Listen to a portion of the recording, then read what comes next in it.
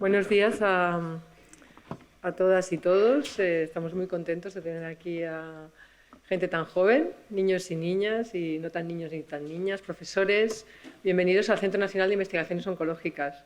Yo soy la directora científica y bueno, pues estoy muy contenta de daros la bienvenida. Quería decir unas breves palabras, deciros que somos un centro de investigación del cáncer y que en cuanto a los resultados que producimos, pues estamos entre los mejores del mundo a nivel de Europa y a nivel internacional. Estamos realmente compitiendo con los mejores. Somos unas 500 personas. Tenéis que saber que la mayoría somos mujeres, casi el 70% de la investigación, digamos, o de los investigadores del CNIO son mujeres, y nos va a hablar una de ellas, Sara García.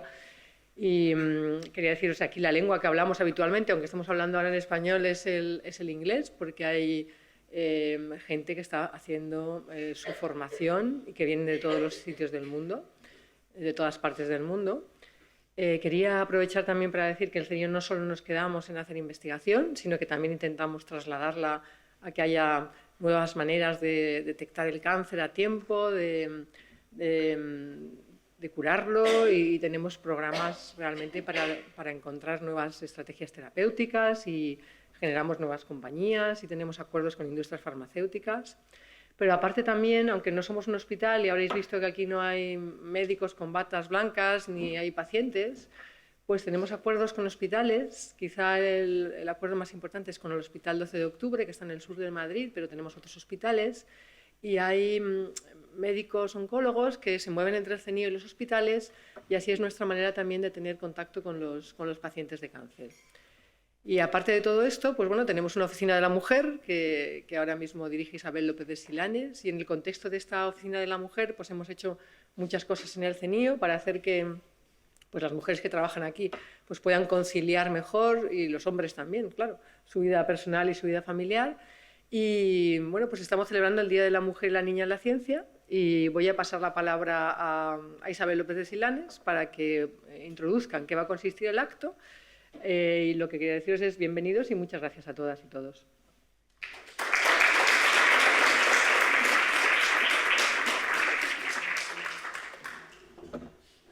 Buenos días a todos. Como ha dicho María, mi nombre es Isabel López de Silanes, soy científica de aquí del CNIO, pero también la responsable de la Oficina de la Mujer.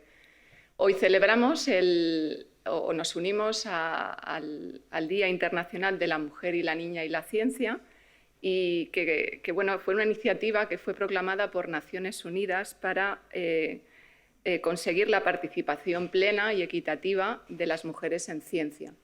Desde la Oficina de la Mujer llevamos trabajando en esto desde el 2012, todos los meses organizamos eventos y seminarios, y bueno, este es uno de ellos. Para hoy tenemos bueno, pues una cosa muy especial en el CNIO. Bueno, pues hay una persona que creemos que va a ser una gran fuente de inspiración y un gran ejemplo para este día. Ha roto moldes y bueno, se ha convertido ahora en un referente en el mundo de la ciencia. Ella es Sara García, es científica del CNIO y ha sido recientemente elegida astronauta por la Agencia Espacial Europea. Lo habréis visto si miráis las noticias, si sois curiosos y os gustan ese tipo de cosas, pues salió en noviembre en toda la prensa. Igual conocéis ya un poquito, si seguisteis la noticia, pues de dónde es, pero bueno, os lo voy a contar brevemente antes de darle paso. Sara es de León, estudió biotecnología en la Universidad de León, siendo la primera de su promoción, y obtuvo también 2 premios de excelencia académica. Después de hacer un máster donde estuvo rotando por distintos laboratorios, comenzó su tesis doctoral en 2013 en el Centro de Investigación del Cáncer de Salamanca. Allí se doctoró cum laude en Biología Molecular del Cáncer y Medicina Translacional y obtuvo el premio extraordinario de doctorado a la mejor tesis doctoral en medicina. En 2019 se incorporó como estudiante postdoctoral aquí en el CNIO y ahora mismo ya es investigadora de plantilla y lidera un proyecto para descubrir nuevos fármacos contra el cáncer de pulmón y de páncreas en el laboratorio del bioquímico español Mariano Barbacid. El 23 de noviembre de 2022 como os he comentado, fue seleccionada por la Agencia Espacial Europea entre casi 23.000 candidatos para la promoción de astronautas de 2022 en calidad de reserva, convirtiéndose en la primera mujer española candidata a astronauta. Os dejo ya con Sara, la científica del CENIO, que está a un paso de la Luna. Sara, cuando quieras.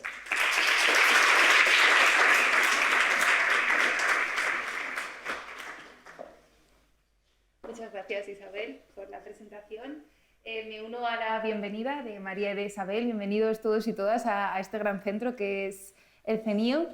Y bueno, me hace mucha ilusión pasar este ratito con vosotros y vosotras y compartir un poco mi experiencia y mi historia de cómo he llegado a donde he llegado, por si os sirve, para que veáis que no está tan alejado de una vida cotidiana, en cierto modo. Y además celebrar un día tan bonito como es el Día de la Mujer y la Niña en la Ciencia, porque yo soy una mujer en la ciencia, pero también fui una niña en la ciencia. Concretamente una niña que sentía curiosidad absolutamente por todo el mundo que le rodeaba. Yo quería obtener respuestas, quería entender el porqué de los fenómenos y de las cosas que pasaban a mi alrededor. Estudié en el Colegio Divina Pastora, en León, hasta los 12 años, y sí que recuerdo como algunas enseñanzas del colegio, por ejemplo, el compromiso de trabajar en equipo.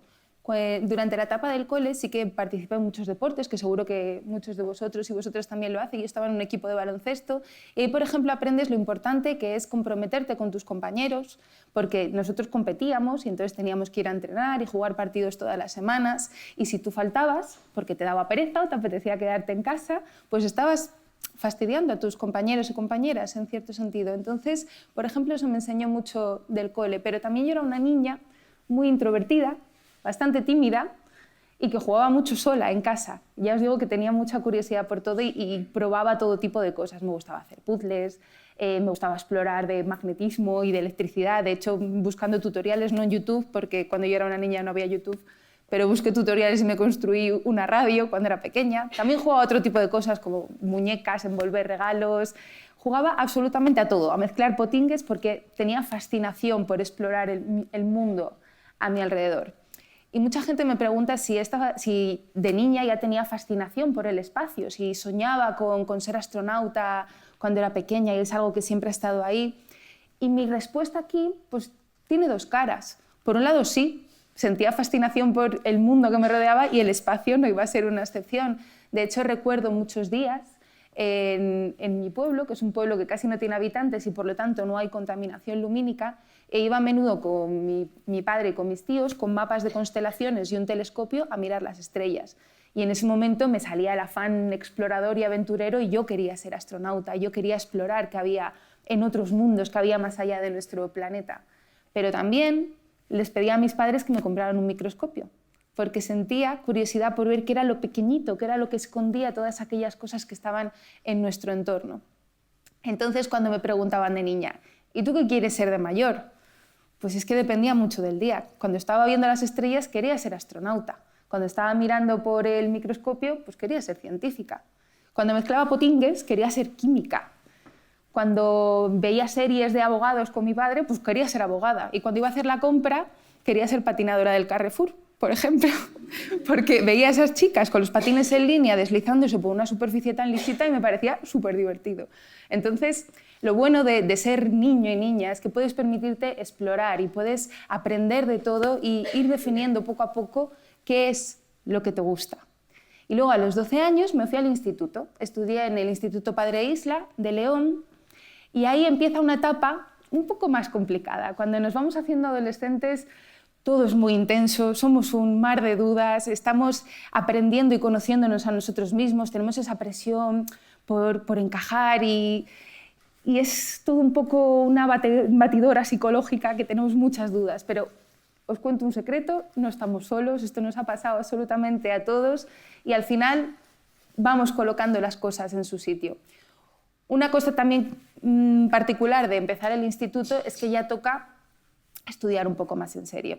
Ya hay asignaturas más elaboradas y toca hincar los codos y aplicarse, porque tarde o temprano vas a tener que empezar a tomar decisiones sobre qué querrás hacer en tu vida profesional cuando seáis adultos. Entonces, una de las cosas que se tiende a hacer mucho es hablar, por ejemplo, de asignaturas de letras, asignaturas de ciencias. Esta clasificación, bueno, puede tener algún sentido, porque obviamente el contenido va más enfocado por un área o por otro. Pero a veces he oído etiquetas como asignaturas de chicas y asignaturas de chicos. Eso no existe, eso es una mentira. No existen asignaturas de chicas y asignaturas de chicos. Todos, niños, niñas, chicos y chicas, estamos igualmente capacitados para aprender cualquier asignatura. En mi caso, por ejemplo, me gustaban asignaturas de las dos ramas. No sorprenderá que os diga que mi asignatura favorita era la biología. Me dedico a la ciencia, soy biomédica y bióloga molecular, pero también me gustaba mucho, por ejemplo, la literatura. De hecho, en el instituto participé durante muchos años en el periódico del instituto y escribía textos. Y como anécdota os diré que el último examen que hice en bachiller, antes de empezar la universidad, fue de literatura. Y no me pusieron una calificación numérica. La calificación que obtuve fue una frase de mi profesora de literatura que decía: qué pena que no vayas por letras. O sea que puedes ser una científica y que te gusten otro tipo de cosas. Igualmente, te puede gustar más las humanidades, las letras, y que seas muy bueno en ciencias. No hay que calificarnos de esa manera. Como ya os he dicho, por ejemplo, la biología me fascinaba. Me fascinaba porque además tuve una gran profesora en el instituto que nos inducía a pensar, a aplicar el razonamiento a la hora de responder problemas. Yo recuerdo que en los exámenes de biología muchos de mis compañeros y compañeras escribían folios y folios y folios y folios y yo contestaba los exámenes en una carilla, en 15 minutos y sacaba 10, porque lo que nos estaban pidiendo era eso, era resolver problemas y no soltar todo lo que hubiéramos memorizado como un papagayo durante las horas de estudio, porque un secreto que os voy a contar, se me da tremendamente mal memorizar y encima no me gusta. Por eso, por ejemplo, la historia no es mi fuerte. ¿Y qué pasa con otras asignaturas que a lo mejor algunos ya estáis cursando, tipo matemáticas o física o química? Pues aquí me gustaría matizar también una cosa. Yo sufrí con algunas de estas asignaturas en el instituto y, sin embargo, con los años he visto que en realidad se me dan bien y me gustan. Y aquí os quiero contar una cosa que me pasó el otro día en una entrevista. Una chica de instituto me hizo esta pregunta, literalmente: soy mala en matemáticas, ¿aún así me puedo dedicar a la ciencia? De verdad que esto me dejó tremendamente preocupada por dos motivos. Uno, ¿cómo que soy mala en matemáticas? No podemos ponernos etiquetas que nos limiten a nosotros mismos. Decirnos a nosotros mismos soy malo en, lo único que hace es meternos en una jaula y condicionarnos para todos los pasos que vamos a dar a continuación. Y todo lo que hagamos vamos a estar pensando que no soy lo suficientemente buena o no se me da bien y por lo tanto vamos a no ser libres de tomar las decisiones que realmente nos gustan. Entonces hay que huir de ese tipo de etiquetas de soy malo en. No, eso no es verdad. Y en segundo lugar, ¿quién te ha dicho que eres mala en matemáticas? ¿Por qué? ¿Porque has suspendido un examen? ¿Porque no has entendido una determinada lección? ¿Por eso eres malo en matemáticas? A lo mejor puede ser que no te lo hayan explicado como tú necesitas. A mí me pasó en el instituto. Yo sufrí para resolver muchos problemas de matemáticas porque no entendía el razonamiento que había detrás y de repente coincidí con una profesora que me lo explicó de una manera completamente distinta y vi la luz y desde entonces sacaba muy buenas notas. Y con esto lo que quiero decir es que cada cerebro funciona de una determinada manera y a veces necesitamos otro tipo de explicaciones. Eso no significa que no estemos capacitados para aprender ni que seamos malos o malas en nada. No tiene nada que ver con eso.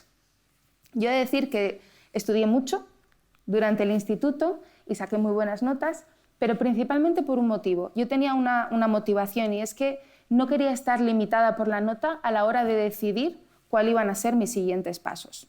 Por eso saqué muy buenas notas. Y bueno, como estamos celebrando hoy el Día de la Mujer y la Niña en la Ciencia, quería hablaros, y estamos hablando también de asignaturas, quería hablaros de las profesiones STEM. No sé si conocéis ya este término, que viene de Science, Technology, Engineering and Mathematics, Ciencia, Tecnología, Ingeniería y Matemáticas. ¿Conocíais el término de profesiones STEM? ¿Habíais oído hablar de él? Pues estas profesiones, que son mi vocación, en realidad sirven para muchas cosas y engloban un montón de ámbitos distintos, pero lo que tienen en común es que sirven para mejorar la vida de la gente. la vida de nuestra sociedad y para mejorar el entorno que nos rodea. Por ejemplo, pueden servir para mejorar la salud, desarrollando nuevos tratamientos que sean menos agresivos para pacientes con cáncer o mejorando técnicas de diagnóstico para detectar las enfermedades antes de que sea demasiado tarde, pero también pueden servir para mejorar el medio ambiente. Por ejemplo, construyendo materiales que sean menos contaminantes, diseñando drones que puedan ayudar en el sector agrícola. También sirven para mejorar nuestro día a día. Ahora que estamos todo el día en Internet, es importante, por ejemplo, proteger nuestra privacidad y nuestros datos personales o asegurarnos de que las compras que hacemos por Internet sean seguras. Y, ¿por qué no?, también sirven para mejorar nuestro tiempo de ocio, por ejemplo, programando un videojuego o arreglando el motor de un coche de carreras. Pues estas carreras STEM no son ni rosas ni azules, son multicolor. Cualquiera que tenga interés y vocación se puede dedicar a este tipo de carreras. Sin embargo, sí que hay una realidad que a lo mejor habéis oído hablar de ellas también, y dado que estamos celebrando precisamente el Día de la Mujer, la Niña y la Ciencia, quería hablaros de este concepto que es la brecha de género.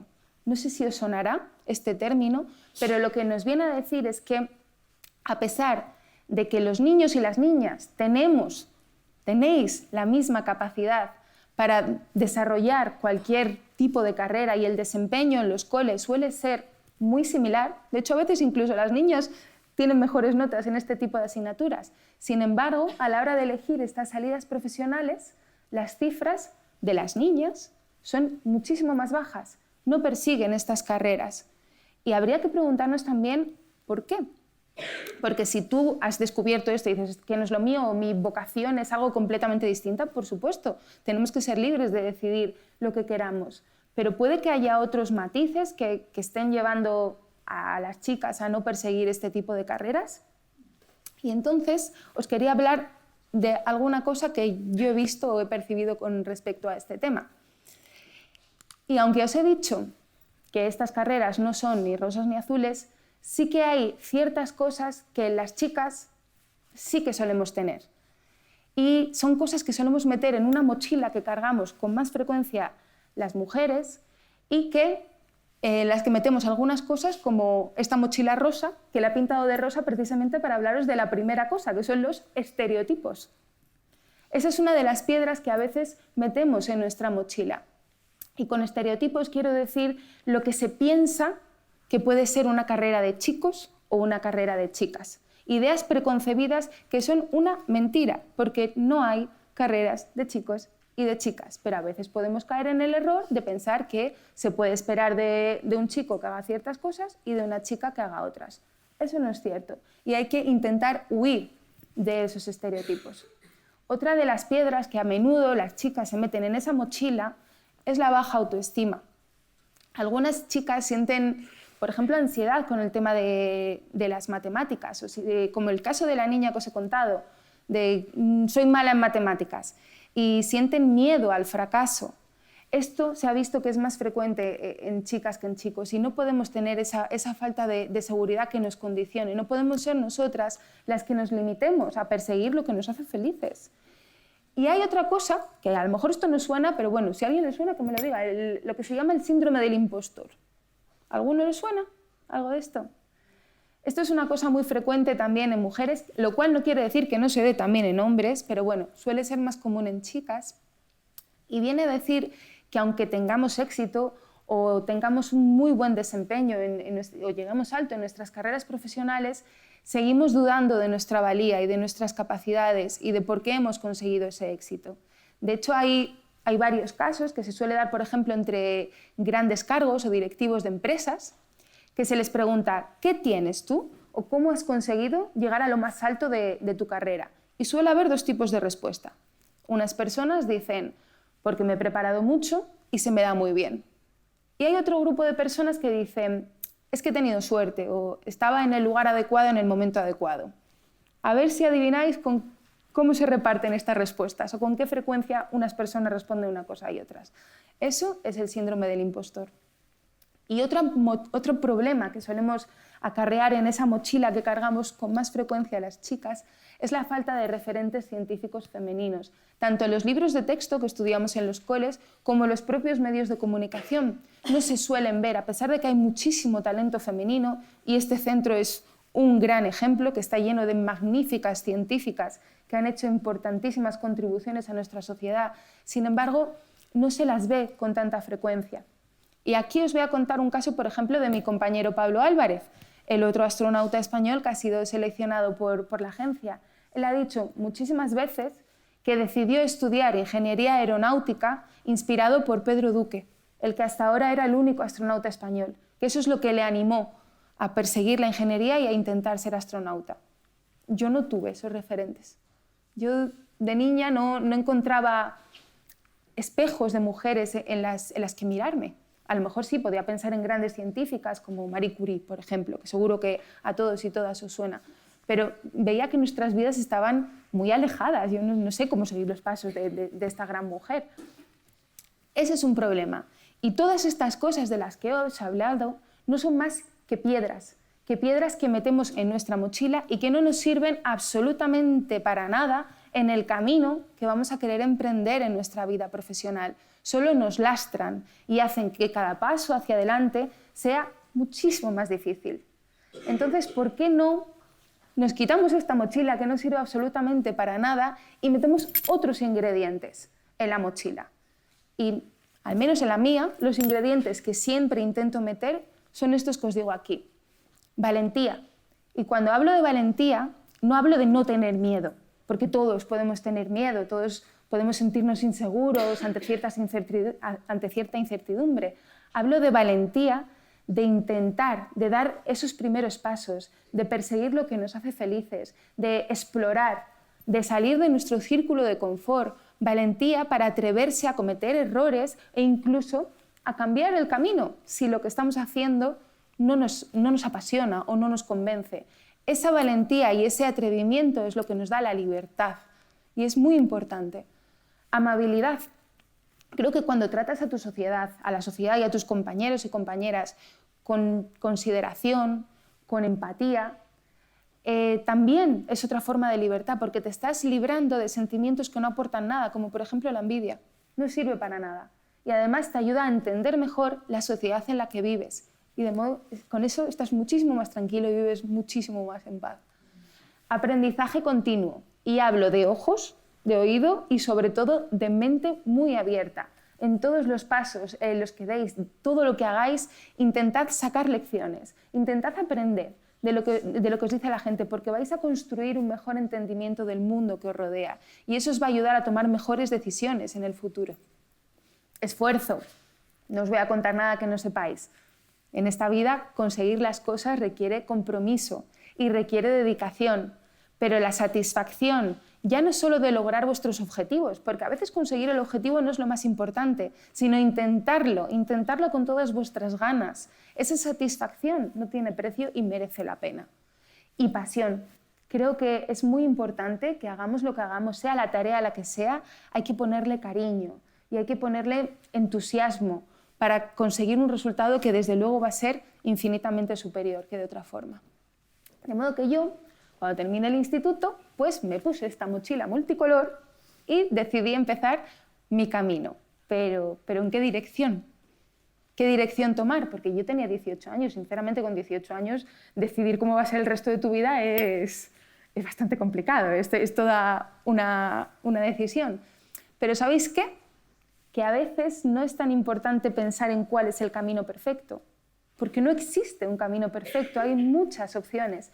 Esta frase, este poema seguro que os suena, es de Antonio Machado, y dice, caminante no hay camino, se hace camino al andar. ¿Os suena esta frase? ¿La habéis escuchado alguna vez? Pues esto viene a decir que simplemente hay que dar un paso, hay que atreverse a dar ese primer paso en una dirección, porque lo que te vas a encontrar, la gente que te vas a encontrar, el paisaje que te vas a encontrar o los atajos y resto de caminos que van a acompañarte, te va a dar las pistas sobre hacia dónde direccionar tu siguiente paso. Y al final todo va a ser muchísimo más fácil. Entonces yo me planteaba muchas cosas con 18 años. ¿Qué estudio? Sé que quería hacer una carrera universitaria, pero hago una carrera con salida, tipo medicina, ingeniería. Luego mis padres y profesores y familiares opinaban, bueno, pues seguro que tú con tus capacidades se te da muy bien esto, o se te da muy bien esto otro. Luego también veía a mis compañeros, qué es lo que iban a hacer. Yo era un mar de dudas. Y en ello solo tenía claro una cosa, que es que quería dedicarme a la investigación, porque como os he dicho era una niña muy curiosa y yo quería dedicarme a algo en lo que pudiera satisfacer esa curiosidad y pudiera explorar. Y también tenía claro que quería contribuir a la sociedad. Quería que mi trabajo ayudase a hacer del mundo un lugar mejor. Pero no sabía nada más. Y en esto se topó en mi vida la biotecnología. He de decir que cuando empecé, en 2007, empecé la carrera, probablemente no habéis nacido, muchos de vosotros, era una carrera muy nueva y tuve que buscar qué significaba, ¿vale? Busqué la definición de biotecnología porque ni yo misma lo sabía. Y decía algo así como que son aplicaciones tecnológicas que lo que quieren es utilizar organismos vivos o sistemas biológicos para crear o mejorar procesos o productos que repercutan en un beneficio para la sociedad. Y dije, esto es lo mío, esto es lo que yo he estado buscando durante toda mi vida.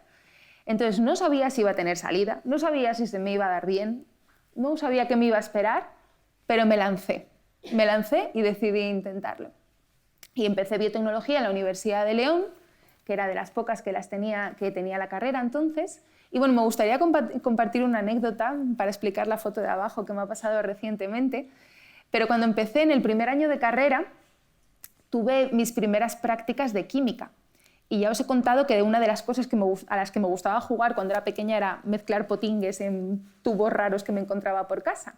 Pues esta vez tuve que hacer las prácticas de química en un laboratorio y mezclar productos químicos en tubos de ensayo. Y ese primer laboratorio que yo pisé en mi vida, a día de hoy se llama Laboratorio Sara García Alonso, que es un homenaje que me hizo mi facultad y como podéis ver, estoy muy feliz y me hizo muchísima ilusión que el primer laboratorio que pisé en mi vida, pues ahora lleva mi nombre y otros estudiantes de primero de carrera estén haciendo sus primeros pinitos en él. Otra de las cosas para las que me sirvió estudiar biotecnología en la Universidad de León fue por la gente que conocí. Tuve la suerte de rodearme de gente brillante que a día de hoy sí que son mis referentes. Antes os decía que de niña no tuve referentes. En la carrera sí que los tuve y eran mis compañeros, eran gente de mi edad, que hacían grandes cosas. También como anécdota os diré que el primer día de clase yo iba muy orgullosa con las notas tan altas que había sacado en el instituto y el profesor que nos hizo la presentación dijo: por favor, levantad la mano todos los que en esta clase habéis sido premio extraordinario de bachiller. Y yo muy orgullosa levanté la mano. Y toda la clase levantó la mano. Dije, madre mía, estoy en una clase de empollones, ¿qué es esto? Pero al margen de ser gente muy estudiosa y que sacaba muy buenas notas, era gente con muchísimas inquietudes y gente muy valiente. Mis compañeros empezaron a asociar en asociaciones de estudiantes que a día de hoy se han profesionalizado y dan cobertura a decenas de miles de profesionales de la biotecnología. Y todo eso surgió aquí, esa semillita surgió durante la carrera universitaria. Y en estas asociaciones lo que queríamos era acercar la biotecnología a la sociedad, a la gente que cuando nos preguntaba ¿tú a qué te dedicas? Y decíamos yo soy biotecnólogo, respondía ¿bio qué? Pues a esa gente les hicimos ver que la biotecnología forma parte de sus vidas, que procesos como hacer pan, hacer cerveza, es biotecnología, que desarrollar nuevos tratamientos contra enfermedades o técnicas de diagnóstico punteras es biotecnología, que la mejora de plantas para hacerlas resistentes a plagas o más nutritivas es biotecnología. Y aparte esta gente, estos compañeros y compañeras que os digo que son mis referentes, también se atrevían a ir por laboratorios pidiendo formación, aprendiendo a trabajar como un científico. Porque es muy fácil imaginarse a los científicos con bata blanca, pero ¿qué hace realmente? ¿Cómo es el día a día en el laboratorio de un científico? Pues esta gente lo quería descubrir, iban llamando a puertas pidiendo oportunidades. Y yo al ver a toda esta gente pensé, yo era muy tímida y muy introvertida y muy insegura, pero dije, si ellos pueden, ¿por qué no voy a poder yo? Y me atreví a dar pasos, me atreví a organizar congresos, a participar en eventos científicos, a compartir mi trabajo con otros colegas, a ir por laboratorios diciendo, ¿me enseñáis cómo es ser científica? Y aprendí muchísimo, fue una etapa maravillosa la carrera universitaria en parte por eso. Y lo más importante, descubrí mi vocación, descubrí que me quería dedicar al cáncer. Así que me puse manos a la obra y cuando terminé la carrera me fui a Salamanca, al Centro de Investigación del Cáncer, porque descubrí en este tipo de investigación una doble motivación.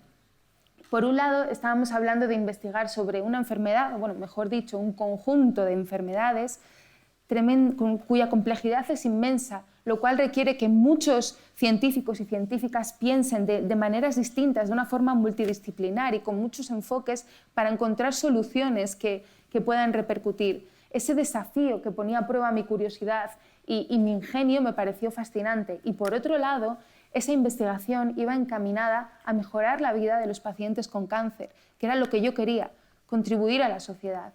Así que me fui a Salamanca y empecé la tesis doctoral, que fueron unos 4 años en los que trabajé en multitud de proyectos. Casi toda mi investigación, lo que yo pretendía era encontrar la respuesta de por qué las pacientes de cáncer de mama dejaban de responder a los tratamientos que en principio funcionaban para ellas. Y investigando, fuimos capaces de definir o entender el por qué estas pacientes en un determinado momento se volvían resistentes, que es lo que se llama. Al mismo tiempo, sí que intenté también, por ejemplo, aplicar estas terapias que estaban funcionando muy bien en un determinado tipo de pacientes en otras patologías, como el cáncer de ovario, y cosas maravillosas que te ofrece la investigación. Trabajando en el laboratorio, obtuve un resultado que me llamó la atención y en vez de dejarlo pasar, decidí profundizar un poquito más, porque era algo curioso que merecía la pena ser explorado. Entonces establecí colaboraciones con el Hospital de Salamanca para trabajar con muestras de pacientes de cáncer colorectal. Y al comparar pacientes sanos con pacientes con cáncer, encontramos una proteína que solamente estaba en los pacientes con cáncer. Es decir, que podíamos desarrollar un medicamento que cuando se lo diésemos a los pacientes no tuviese toxicidad y mejorase sus vidas. Estas son las cosas fascinantes que te puede aportar la investigación y la ciencia y por lo que a mí me apasiona este trabajo. Pero la etapa del doctorado también fue una etapa muy interesante de crecimiento personal. Es la primera vez que yo ya era independiente, ya no dependía de mis padres y yo tenía que sacarme las castañas del fuego para todo. Y aparte de trabajar un montón de horas, aprendí mucho, por ejemplo, a decir que no a cosas que no me interesaban, a atreverme a tomar mis propias decisiones y a hacer todas aquellas cosas que siempre me habían interesado, pero a lo mejor por miedo, por vergüenza, por timidez, no lo había hecho. Fue una etapa muy, muy, muy interesante y aún a día de hoy recuerdo el día que defendí mi tesis doctoral como uno de los días más felices de toda mi vida. Y aquí llega otra vez un punto de inflexión. ¿Y ahora qué? Otra vez a tomar decisiones. Entonces esas dudas que podamos tener cuando empiezas el instituto, cuando decides si quieres hacer una carrera universitaria, cuando decides tú... Eso pasa a lo largo de toda la vida, así que ir acostumbrándoos que vais a tener que tomar muchas decisiones, pero como os digo, no existe el camino perfecto. Hay muchas opciones. De hecho, aquí voy a compartir mi momento quizá más de flaqueza hasta ahora, fue cuando pensé en qué quería hacer después de ser doctora. Y me obsesioné con un objetivo. Yo quería ir a Estados Unidos a trabajar en una empresa farmacéutica que utilizaba algunas de las cosas que había desarrollado yo en mi tesis doctoral. Y ya está, no veía nada más. Y por circunstancias ajenas a mí, eso no fue posible, por temas de visados y papeleos. Pero en vez de justificarlo en plan, bueno, pues esto no es posible, ¿qué hice? Empezar a cuestionar mi valía, empezar a pensar, a lo mejor es que no soy lo suficientemente buena, a lo mejor es que tenía que haber tenido mejor currículum. Eso es un error. No hay que caer en ese error de cuestionarnos a nosotros mismos, especialmente si es que te has obcecado en un objetivo. Y esto iba en contra de lo que yo llevo defendiendo desde que he empezado a hablar con vosotros y vosotras, que es que lo importante no es el objetivo final del camino, sino ir dando pasos porque te motiva, porque aprendes lecciones y porque te hace feliz. En el momento que yo me quité eso y decidí explorar otras opciones, pensé, por ejemplo, en España, me vino el CENIO a la mente inmediatamente porque siempre he admirado este centro, y contacté con el doctor Mariano Barbacid, le mandé una carta diciéndole los motivos por los que yo quería trabajar con él y por los que él debía contratarme. Y al día siguiente obtuvo mi respuesta. Llevaba meses preocupada y obcecada con un objetivo y a día de hoy, empecé en 2019, no puedo estar más feliz de que mis planes de Estados Unidos se fueran al traste. porque llevo 4 años en el CNIO y cada día estoy más feliz de trabajar aquí. He crecido muchísimo como investigadora y sigo aprendiendo día a día, en parte por toda la gente que me rodea, por todos los grandísimos científicos y científicas que trabajan aquí. Hemos construido, trabajo codo a codo en un equipo maravilloso con el que comparto ese amor por la ciencia y encima ahora tengo la suerte y el privilegio de poder enseñar todo lo que yo he ido aprendiendo a lo largo de mi vida como investigadora a otros estudiantes que sienten ese amor por la ciencia. Y eso es algo precioso cuando vas transmitiendo tus conocimientos. Y luego de repente un día, así por febrero de 2021, estoy desayunando y recibo un WhatsApp de mi tía con un enlace a una noticia del periódico que decía: la Agencia Espacial Europea busca mujeres para ir a Marte. Yo, ¿y esta marcianada? Y nunca mejor dicho. Y entro en la noticia y me puse por curiosidad a ver de qué iba la historia. Y efectivamente, la Agencia Espacial Europea había abierto una vacante para astronautas del Cuerpo de Astronautas de Europa. Esto no pasaba en 13 años y de repente esa niña que decía: de mayor quiero ser astronauta, volvió a surgir en mí, pero con más fuerza que nunca, porque esta vez sí que podía ser una opción real. Difícil, pero una opción real. Y entonces, ¿por qué yo, que os estoy diciendo que soy científica y que me apasiona mi trabajo, decido dar este volantazo en mi vida e intentar presentarme a astronauta? Porque muchísima gente se sorprendió, empezando por mis padres, por ejemplo. Y decidí presentarme porque el trabajo de astronauta, a lo mejor no estamos muy familiarizados con en qué consiste, pero en realidad lo que busca es desarrollar grandísimos proyectos científicos y busca avanzar en el conocimiento, busca hacer cosas que repercutan en un beneficio para la sociedad. ¿Pero con qué? Con la última tecnología, en ambientes multidisciplinares en los que trabaja gente de todas partes del mundo, donde el trabajo en equipo es vital. Y encima, rodeado de aventura.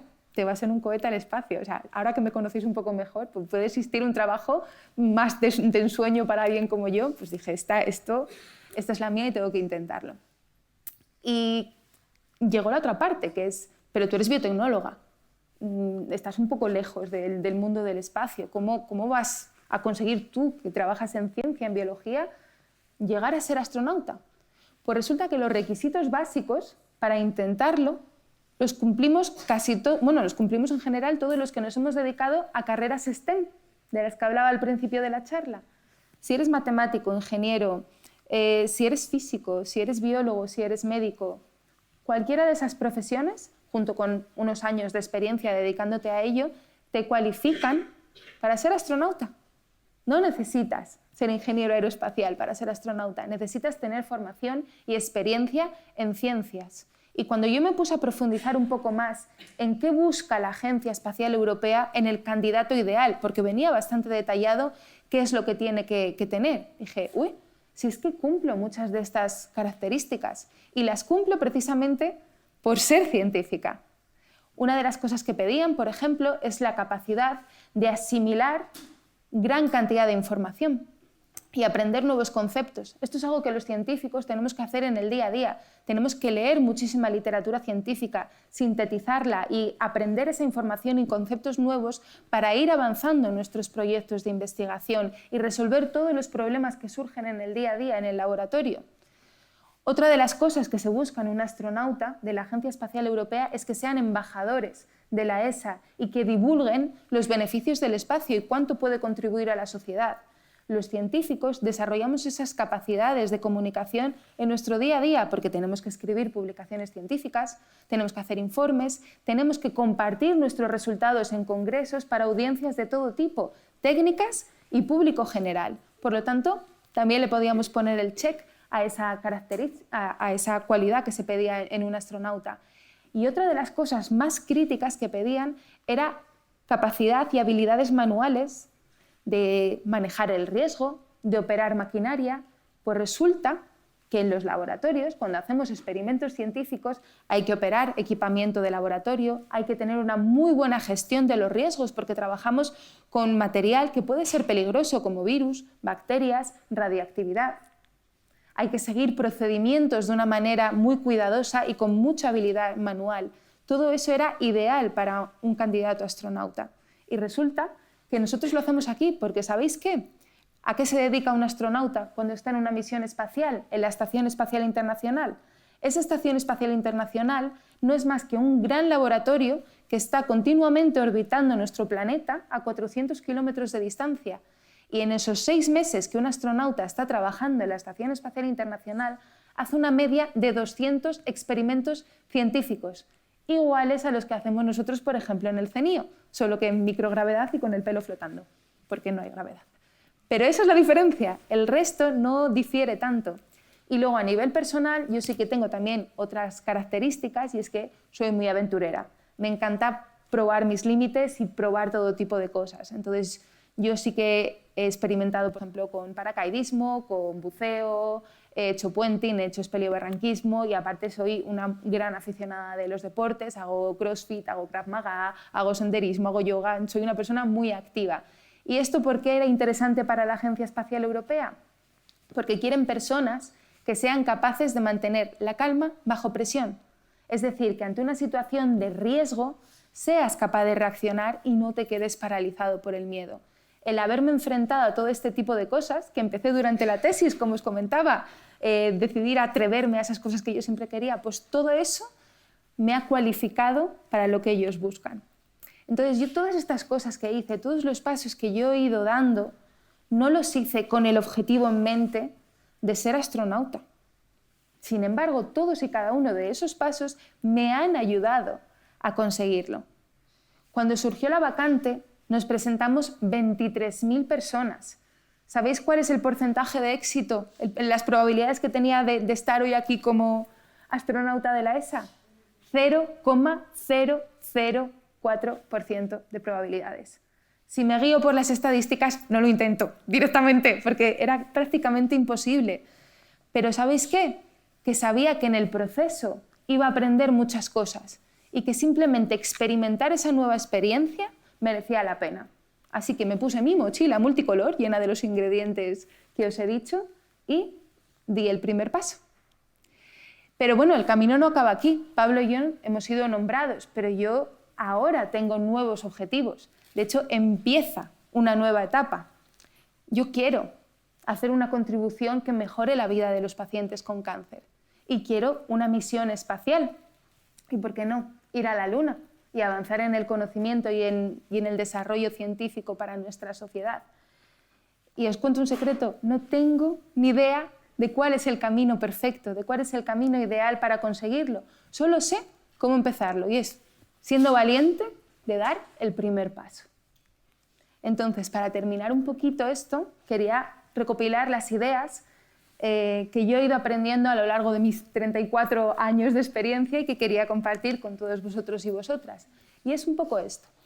No hay profesiones de chicos y de chicas. Tenéis que quitaros eso de la cabeza desde ya. Todas las personas estamos igualmente capacitados para aprender cualquier profesión, independientemente de nuestro género. Con esfuerzo y dedicación podemos dedicarnos a aquello que más nos motive. Hay que despojarse de todo el lastre que nos impide y nos dificulta avanzar en nuestro camino. Hay que evitar esas etiquetas que nos limitan. No vamos a ser nosotros los que nos metamos en una jaula y nos impidamos dar pasos adelante. Hay que eliminar todo eso, hay que huir del miedo al que dirán, hay que huir de los estereotipos y hay que dejar la mochila más ligera. No hay que tener miedo a intentarlo, porque sabéis una cosa, siempre es demasiado pronto para rendirse. Hay que tener la libertad para elegir nuestro propio camino, hay que atreverse a tomar decisiones porque nos motivan, porque nos hacen felices y nos aportan lecciones, porque esa es la mejor manera de asegurarnos de que los pasos que damos van en la buena dirección.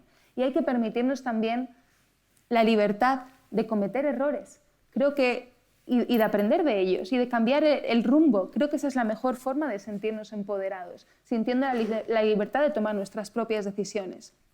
Las profesiones STEM mejoran la vida de la gente, sirven para desarrollar nuestra curiosidad, para desarrollar la innovación, para buscar soluciones a los problemas del día a día a los que se enfrenta la sociedad.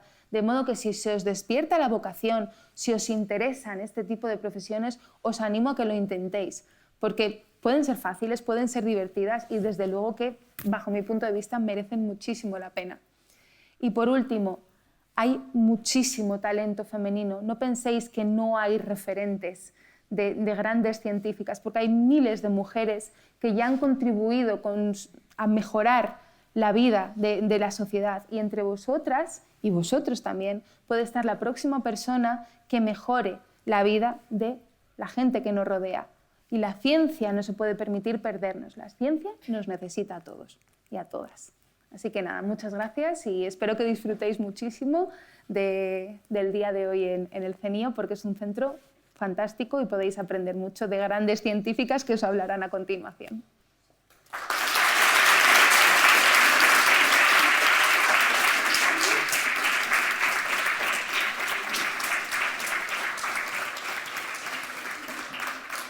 Si tenéis alguna pregunta, si queréis compartir algo, alguna curiosidad. Sí, eso sí iba a decir. Que Soy toda oídos, ¿no? Atreveros, como llevo diciendo toda la charla, atreveros, si tenéis alguna duda, no os quedéis con ella. Vamos a pasar los micrófonos.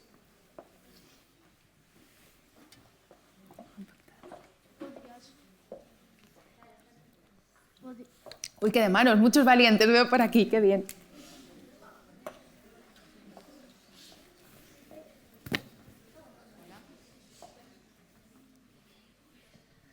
Hola. ¿Podrías firmarme el libro? Claro que sí, luego cuando acabemos, firmo y fotos, todo lo que queráis, gracias. Sin problema.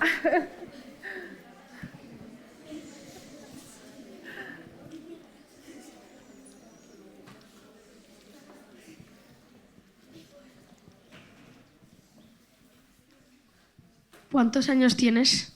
Tengo 34 años. Cuando te dijeron que ibas a ser la próxima astronauta, ¿cómo te quedaste?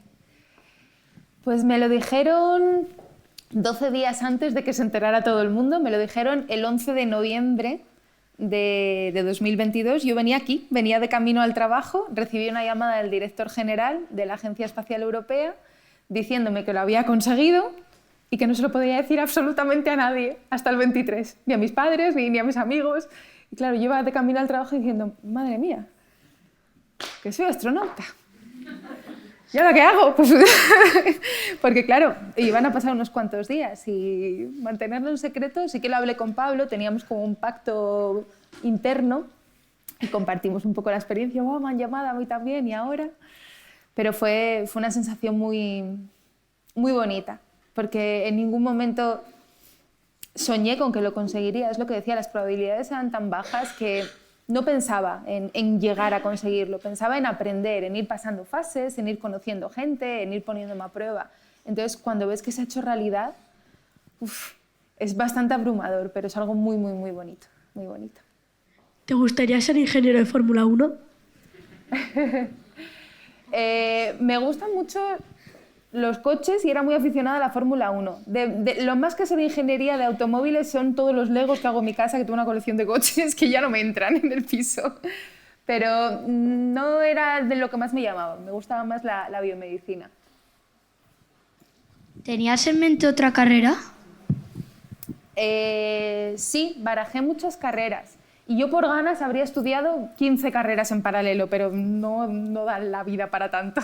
Dudé sobre todo mucho con medicina, porque me gustaba mucho la medicina, pero yo no quería dedicarme a tratar pacientes, sino que quería investigar. Y por eso lo descarté un poco, pero sí que dudé de hacer esa carrera, entre otras.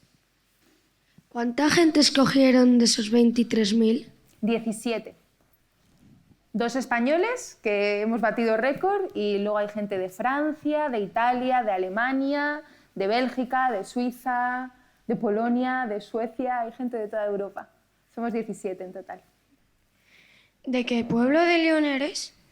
Yo nací en León ciudad, pero mis abuelos paternos son de la zona de Boñar, y concretamente en el pueblo del que os hablaba es Candaneo de Boñar, que a día de hoy tiene un habitante. No tiene ni escuela, o sea, es una cosa muy pequeña, pero bueno, me puedo escapar ahí y esconderme.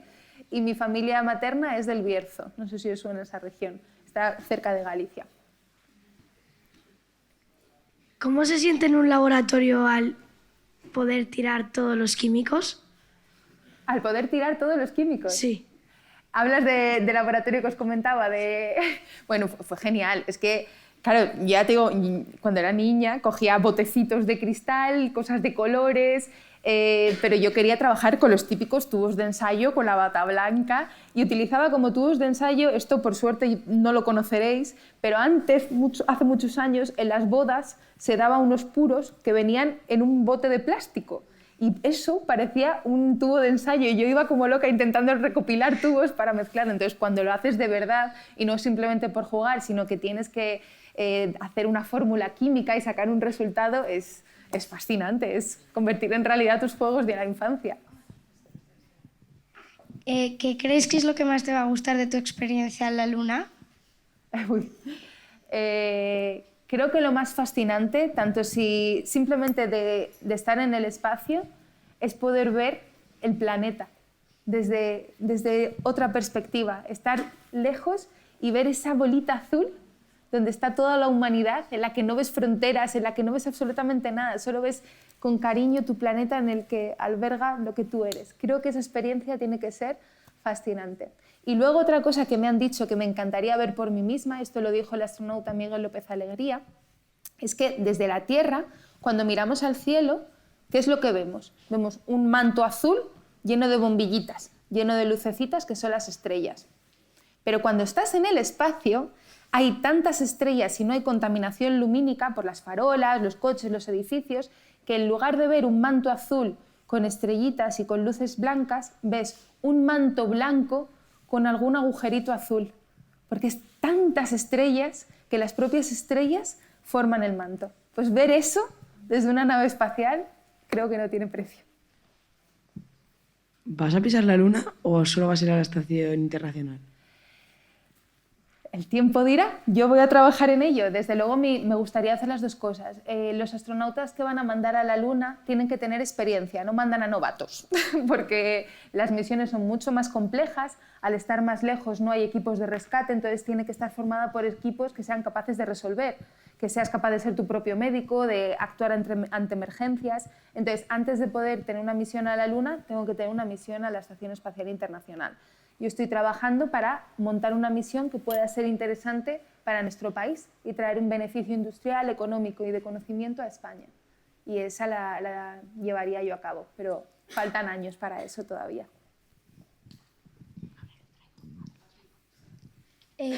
Antes has hablado sobre Marte. O sea, ¿se va a planear algo para ir a Marte o algo? Es la idea. Queremos llegar a la Luna, tener una presencia sostenible en la Luna y más adelante mandar seres humanos a Marte. Pero a día de hoy estamos todavía lejos, no se ha desarrollado la tecnología todavía y lo primero que tenemos que mandar son robots, que además que sean capaces de ir y de volver. Y luego ya hablaremos de seres humanos. Mi generación no lo verá, pero la vuestra a lo mejor sí. Así que ya me contaréis, si puede ser. Yo quería preguntar de qué trata un poco más la carrera de medicina bióloga o cómo se llame. ¿De biomedicina? Eso. La carrera de biomedicina, o lo que hacemos aquí, es abordar distintos tipos de enfermedades. Aquí nos centramos en el cáncer, pero se puede tratar desde diabetes, fibrosis, enfermedades hepáticas, hay todo tipo de enfermedades y lo que se busca es, por un lado, entender los mecanismos a nivel molecular, no simplemente diagnosticar, esa es la diferencia con medicina. En medicina tú ves los síntomas de un paciente, haces un diagnóstico, dices tiene esta enfermedad y le das un tratamiento. En biomedicina buscas entender la última causa, cuál es la molécula, cuál es la proteína que está implicada o está alterada de tal manera que puedas hacer algo específico para combatir esa enfermedad, desarrollar nuevos tratamientos, nuevas formas de diagnosticar enfermedades de una manera más rápida, más eficiente. Es la parte más de investigación de la medicina. ¿Y no puede ser algo más como tipo menos enfermedades? Esa es la idea, lo que se busca es precisamente que haya menos enfermedades. Vale. Investigar para ello. Cuando tú todos los días como vas aquí a trabajar, al venir a trabajar como todos los días vais al laboratorio a hacer ese tipo de cosas o como cada día es una cosa diferente? La rutina de venir a trabajar, esa es todos los días. Todos los días venimos a trabajar, pero lo bonito de trabajar en ciencia es que sí que los proyectos van cambiando. Tú no puedes predecir lo que la biología te va a contar. Tú planteas una idea, planteas una hipótesis y un procedimiento de trabajo, pero tú haces los experimentos y obtienes unos resultados y te tienes que adaptar a esos resultados. Si el resultado te dice una cosa diferente a lo que tú habías pensado, tienes que repensar todo el proyecto de investigación. O a veces surge una cosa que te llama la curiosidad y abres una nueva vía. Es decir, tienes que estar siendo creativo prácticamente a diario. A eso es a lo que me refiero con que cada día es diferente. Y luego es verdad que se trabaja tal variedad de técnicas distintas que la verdad que no te aburres nunca. ¿Cómo te estás preparando a día de hoy para ir al espacio y en qué va a consistir exactamente tu viaje? Yo como miembro de la reserva significa que hasta que no haya oportunidades de vuelo no se me va a asignar una misión. De los 17 que os comentaba antes, hay 5 astronautas que van a empezar la formación ahora, en abril, que se llaman astronautas de carrera, y tenemos 12 que formamos la reserva de astronautas. Esto tiene una explicación, y es que las misiones van a ser a la Estación Espacial Internacional, lo que os comentaba antes, y esa estación acaba en 2030. Pero hasta 2026, y ese será el astronauta más aventajado, ningún astronauta de esta nueva promoción va a poder volar, porque hay que formarnos, nos tienen que enseñar a ser astronautas. Ahora simplemente han dicho, vale, tú tienes lo que hay que tener, pero no tenemos ni idea de cómo ser astronauta, eso nos enseña en la universidad, nos lo tienen que enseñar ahora. Entonces, si el primero vuela en 2026, 26, 27, 28, 29, 30, hay 5 oportunidades de vuelo y por eso van a formar a 5 astronautas. En la reserva nos quedamos para ir entrando a medida que vayan surgiendo nuevas misiones. Entonces, mi formación por ahora es una cosa más puntual, más formación teórica, puedo ir a asistir a determinados cursos. Por ejemplo, hace un par de semanas estuve en el Centro Europeo de Astronautas, en Colonia, haciendo un curso de medicina aeroespacial y entendiendo cuáles son los procedimientos que van a tener que hacer los médicos para contrarrestar, por ejemplo, el efecto que tiene la gravedad en los astronautas, que causa deterioro óseo y deterioro muscular, pues cómo hacer las contramedidas para evitar que eso ocurra. Todo eso lo estuve haciendo. Entonces van a ser formaciones de este tipo, mantener el certificado médico y lo que vaya surgiendo, pero está por definir todavía. ¿Has curado algún tipo de cáncer? No, curar el cáncer son palabras mayores y necesita de mucha investigación y de las aportaciones de miles y miles de investigadores por todo el mundo. No sé, porque además hay que tener en cuenta una cosa, el cáncer, incluso distintos tipos de cáncer, cáncer de pulmón, cáncer de mama, tienen dentro de esos grupos sus propias particularidades y no existen remedios generales para todos los tipos de cáncer o para un tipo en concreto. Entonces, los científicos lo que hacemos es contribuir con conocimiento y con nuevas aportaciones que mejoran un fármaco, mejoran un tratamiento, alargan la vida de los pacientes, mejoran sus condiciones, pero no se puede hablar a nivel individual de curar un cáncer y no creo que ningún investigador solo pueda conseguirlo, porque esto es un trabajo de equipo, aquí tenemos que poner todos nuestro granito de arena, pero yo estoy trabajando para ello. ¿Cuál ha sido tu mayor error siendo científica? O sea, en plan, como en las pelis cuando te explota un químico en la cara. A ver, alguna liada que haya tenido yo en el laboratorio, que seguro que he tenido alguna. Mira, ahora que dices lo de que te explote un químico en la cara, me pasó en mi primer laboratorio que estaba sembrando unas bacterias para crecerlas. Entonces, después de sembrar las bacterias, para desinfectar el asa con la que siembras las bacterias, hay que meterlo en etanol. Y a veces se utiliza también una llama de un mechero para flamearlo, quemar toda la bacteria que se haya podido quedar pegada al asa de siembra y así esterilizas y no vas transmitiendo bacterias por el laboratorio. Pues hubo un momento que yo estaba ahí trabajando en serie, lo calenté en la llama e inmediatamente lo metí en el bote de etanol y el bote de etanol se puso a arder. Era casi mi primerito día en el laboratorio, yo pegando gritos, llamando a mi jefa y lo volqué en el fregadero y el alcohol se mezcló con el agua y todo el fregadero se puso en llamas. Pero bueno, al final resolvimos, cogí papel albal, Lo tapé todo, se acabó el oxígeno, se acabó el fuego. Pero bueno, eso fue una liada así que tuve en un laboratorio cuando estaba empezando. Y de entre todas las carreras de biología de investigación que existen, ¿cómo te decides por una sola para estudiar? Es difícil. Yo sé que cuando estás con 18 años y tienes que tomar esta decisión, claro, es que además a día de hoy con los grados que yo veo los estudiantes que llegan al laboratorio y hay de todo, hay biomedicina, biología sanitaria, biotecnología, es inmenso. Pero no es tan importante, de verdad. Hay que elegir la carrera que más te llame la atención, de la que creas que puedes aprender más y realmente experimentar lo que es la etapa universitaria. Porque el conocimiento que tú vas a necesitar en tu día a día lo vas a aprender una vez que estés trabajando. La universidad te da los cimientos, te da la forma de estructurar tu cerebro para ir recopilando información. Pero entre nosotros, cuando acabas la carrera se te olvida el 90% de lo que has estudiado. Es difícil retener toda la información, pero sí que has configurado tu cerebro, si lo has aprendido bien y si has tenido una buena experiencia, para tener un conocimiento básico sólido. Y ese conocimiento básico, en realidad, es común en prácticamente todas las carreras científicas. Mi pareja, por ejemplo, es ingeniero de minas, yo soy biotecnóloga y nuestros fundamentos de química, de matemáticas, de física son los mismos. De hecho, he comparado apuntes y son los mismos. Dirás que tiene que ver una ingeniería de minas con biología. Entonces, no os preocupéis tanto por eso, hacer algo que os motive, porque luego esto se irá puliendo en el máster, se irá puliendo en los siguientes pasos que deis y aprenderéis realmente la parte profesional que tenéis que desarrollar. ¿Te gustaría algún día pisar otro planeta? Sí, mucho. Me encantaría.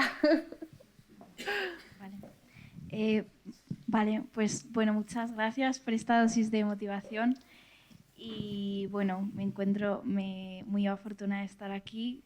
Me he sorprendido encontrándome reflejada en muchas cosas que has contado. Digo, ¿cómo puedo coincidir en estas cosas con alguien tan grande con la que estamos compartiendo nuestro tiempo? Así que nada, decir que buscásemos referentes, y quería decir que mis referentes están aquí, que María Blasco y tú sois dos de mis grandes referentes.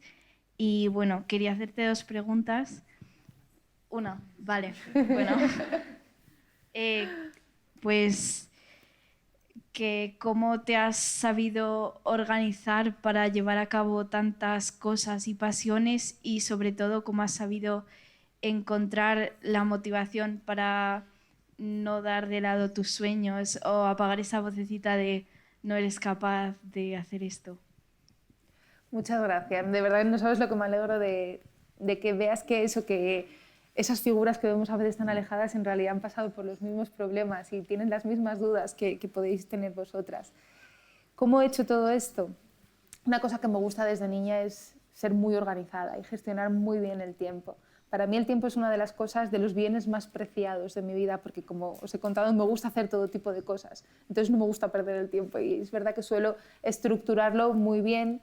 Me gusta entrenar, obviamente no solo tengo, sino que me gusta trabajar aquí, pero también quiero tiempo libre y también quiero tiempo de ocio para estar con mis amigos o con mi pareja. Entonces, gestionar muy bien el tiempo te ayuda a poder hacer muchas cosas a la vez.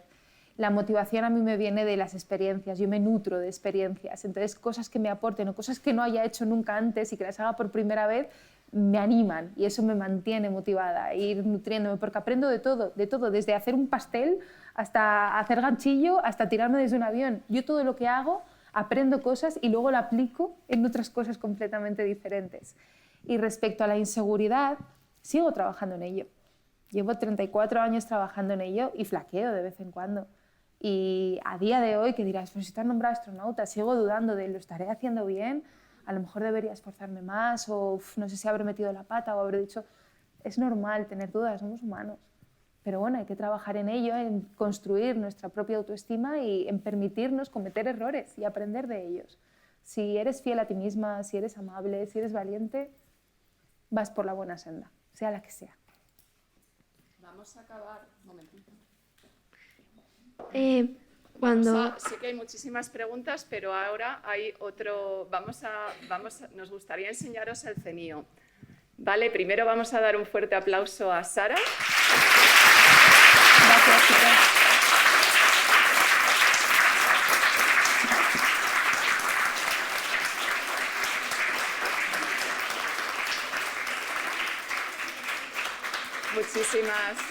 Muchísimas gracias, Sara. Nos ha encantado tu charla a mayores y a menos mayores. Y ahora pues os vamos a enseñar al CENIO desde dos puntos de vista distintos. Uno, vamos a tener 3 charlas de investigadoras de aquí del CENIO que os van a contar lo que hacen en sus laboratorios. Y luego otra parte de cómo os lo vamos a enseñar es que vamos a visitar instalaciones del CENIO, 2 laboratorios, ¿vale? Como somos muchos, para podernos organizar, vamos a dividir el grupo, a toda esta audiencia, en 2. Entonces, el primer grupo que va a visitar instalaciones son los alumnos del Colegio El Recuerdo de los grupos A y F. ¿Vale? Por favor, ir saliendo fuera y os van a acompañar. Cogeros los abrigos. Y ahora vamos a seguir con la presentación del CENIO. Vamos a tener 3 charlas de 3 científicas del CENIO que son jefas de grupo y que además son miembros de la Oficina de la Mujer. La primera de ellas es Lola Martínez, que es jefa de la unidad de citometría de flujo. Adelante, Eva. Lola, perdona. Lola Martínez, no sé qué he dicho. Sí. Gracias, Isabel. Buenos días a todos. Bueno, después de que hayáis... ¿Cómo funciona esto? Aquí. Después de que hayáis estado oyendo a Sara, estoy segura que algunas de vosotros y de vosotras os habrá apetecido meteros en el mundo STEM. Esperamos que sea así. Como Isabel comentaba, yo dirijo la unidad de citometría de flujo. ¿Qué es lo que hacemos? Bueno, como sabéis, la organización de la vida, la base es el ADN de las células, ¿no? Entonces, luego esto se compacta en los cromosomas, que van a estar dentro del núcleo de las células, que es como el ingeniero madre, ¿no?, que está coordinando todo. Dentro de este núcleo, director de orquesta, todos esos cromosomas agrupados es los que van a definir los distintos tipos de células que nos van a interesar analizar, ¿no? Eso luego se juntan en los tejidos, forman todos los tejidos de nuestro cuerpo y finalmente los cromosomas son los responsables de que seamos quienes somos, o sea, que tengamos el pelo más oscuro, menos oscuro, demás. ¿Qué es lo que nosotros hacemos? En el CENIO, como sabéis, somos un centro de cáncer. Lo normal es que las células van creciendo, se van dividiendo, pero continuamente, pues porque no cuidamos igual nuestra alimentación, a veces fumamos, que no está del todo bien, sabemos que el tabaco es un cancerígeno, nos exponemos demasiado al sol, quizás sin protección, y de eso acabamos desarrollando tumores de piel. La edad también, el cáncer es una enfermedad del envejecimiento. Lo normal es que hay distintas células que ante esos peligros, esas transformaciones que tienen las células, ante potenciales células tumorales, lo que van a hacer es eliminarlas. Entonces, en ocasiones esos controles de esas células no funcionan y entonces se acaba desarrollando un cáncer. Nosotros lo que hacemos en el laboratorio, la citometría de flujo, no es más que una tecnología. Lo que vamos a hacer es que a estas células que nos interesa estudiar y hacerles un seguimiento, lo que les acoplamos son estas, no sé dónde está el ratón, aquí. Les acoplamos unas cositas que nos permiten reconocer qué tipo de células son. Si es una célula inmune, que va a estar participando en eliminar esas potenciales células peligrosas para que no se produzca el cáncer, o es una célula tumoral. Y a esto lo que le hacemos es acoplarles colores. En un citómetro lo que hacemos es, por un lado, vamos a inyectar esas muestras que hemos marcado con estos colores que os decía, las vamos a hacer pasar por una fuente de luz, que son láseres en general lo que tenemos, y luego vamos a colectar la emisión de esa luz, de esos colores, y nos va a permitir identificar qué células tenemos en esa muestra que estamos estudiando. ¿Vale? Al final, pues lo que tenemos, el tipo de datos que generamos son este tipo de datos. Más allá, además del análisis, de identificar qué respuesta inmunitaria estamos teniendo o no ante un determinado tratamiento, si las células están creciendo y se están transformando en células tumorales o no, lo que podemos hacer también en el laboratorio, en los citómetros, tenemos unos equipos especiales que llamamos los separadores celulares, que además de identificar esas células que nos interesan, podemos recuperarlas. A grandes rasgos, el nuestro no es tan divertido como esto, pero lo que os decía, en realidad los citómetros lo que se basan es en reconocer colores. Esto no es más que un Lego. Tenemos a veces estos chicles que se nos pegan, se nos han mezclado los blancos y los azules, y si no nos gustan los blancos, pues veis que va seleccionando a cada fila el color determinado. Eso es lo que hacemos realmente en un sorter. solo que los equipos no son tan divertidos los que tenemos en el laboratorio como estos, son un poquito distintos, tienen este aspecto que veis aquí, tenemos las fuentes láseres, los sistemas de detección, y fundamentalmente lo que va a ocurrir es eso, inyectamos la célula, pasan por esas fuentes de luz, estos láseres que representamos aquí, y cuando en esta posición encontramos una gota que contiene una célula que nos interesa, porque en este caso es una célula verde que queremos recuperar, lo que vamos a hacer es cargar el chorro con una carga eléctrica, luego lo descargamos de manera que solo esa gota que contiene la partícula que nos interesa recuperar mantiene la carga eléctrica, lo hacemos pasar por un campo de alto voltaje y recuperamos esas células. Eso es básicamente lo que nosotros venimos a hacer en el CNIO. O sea, trabajamos con distintos grupos de investigación y les ayudamos a utilizar estas tecnologías, desarrollamos procedimientos para ellos para poder identificar las células implicadas en los distintos procesos que queremos estudiar aquí en el CNIO y luego recuperamos esas células también.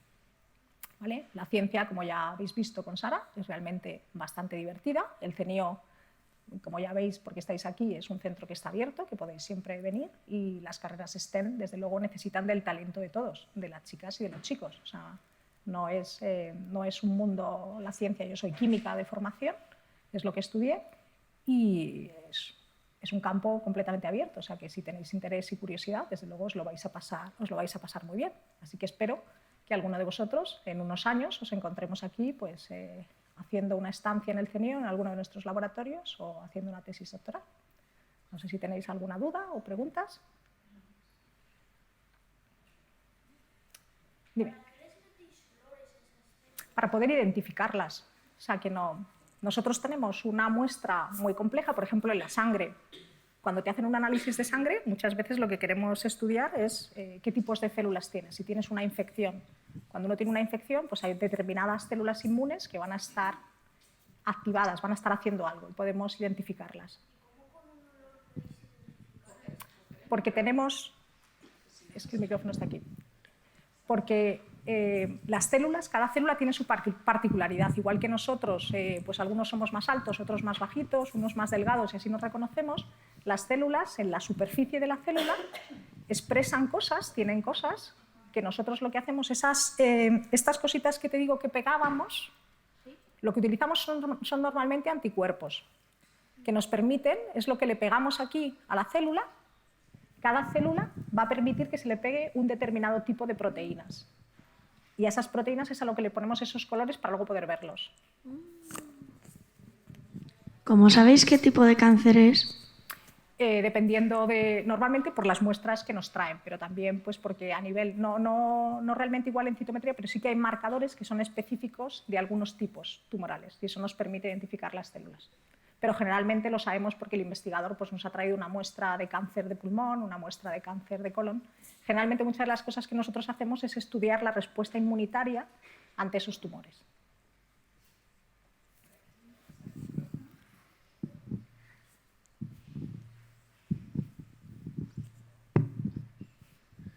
¿Cuál es el tipo de cáncer más peligroso? Peligroso, bueno, peligroso os diría... Bueno, fuerte. ¿Perdona? Fuerte. Más fuerte. A ver, diría fuerte, ¿te refieres a que haya igual menos tratamientos, opciones? Diría probablemente a día de hoy, y eso probablemente Eva, que viene a continuación, tendrá más información al respecto, probablemente el cáncer de páncreas. O cáncer de colon. Generalmente porque también son tumores que se diagnostican muy tarde, en un estadio relativamente tardío. ¿Cuál es el tipo de cáncer más común? ¿Cuál es el tipo de cáncer más común? Diría el de pulmón, ¿no? Mama. Próstata en hombres.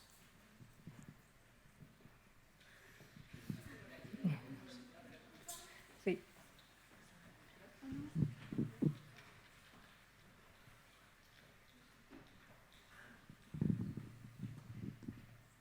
Hola, gracias.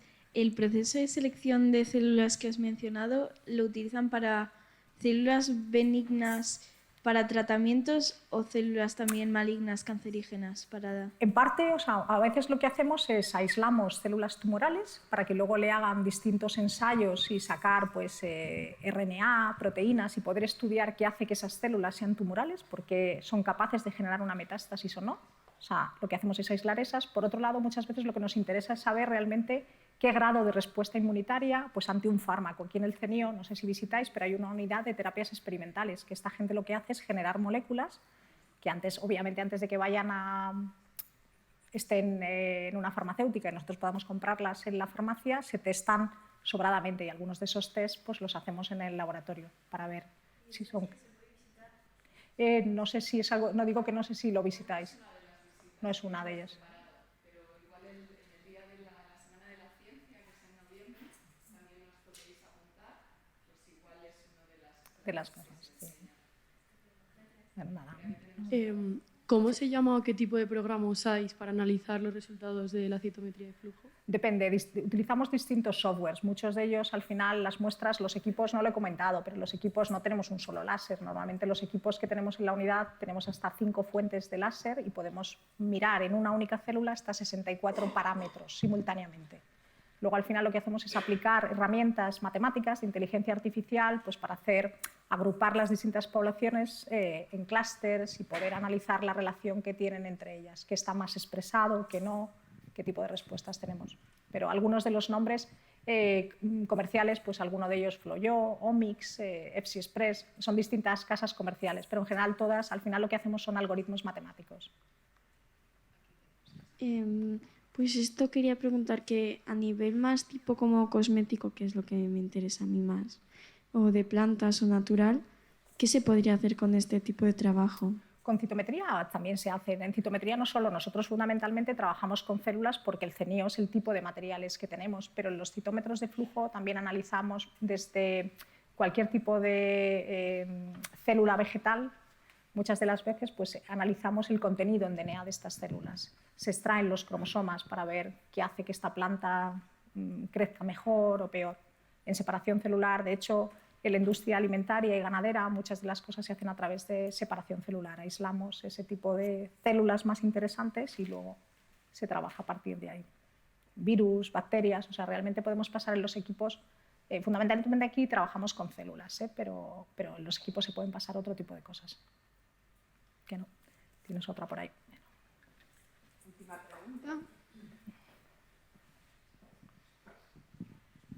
Vale, o sea, no me ha quedado muy claro para qué sirve. ¿Esto sirve para aislar de una mezcla unas células específicas que necesitas para algo?